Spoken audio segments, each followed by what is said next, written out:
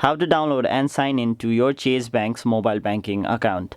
Hey everyone, welcome back to another tutorial video. In today's video, I'll show you how you can download the Chase Bank's mobile banking application and simply log into your account. So to do that, it's really quick and easy. First of all, what you'll have to do is simply go to your Play Store or App Store and then simply type in Chase Bank. After that, download the app called Chase Mobile and simply, once you've downloaded the app, tap on the option Open.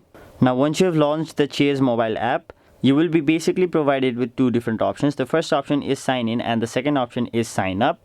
So if you don't already have a Chase mobile bank account, you can simply tap on the option sign up. But if you already have an account and simply want to log into your account, tap on the option sign in. After that, in order to log in or sign into your account, you'll have to enter your username and your password, and once you tap on the option sign in, you'll have successfully logged in or signed into your Chase Bank's Chase Bank's mobile banking account. So that was it for this video. Hope this video was helpful to you guys, and if it was, make sure you like this video and subscribe to our channel so that you don't miss out on further videos such as these.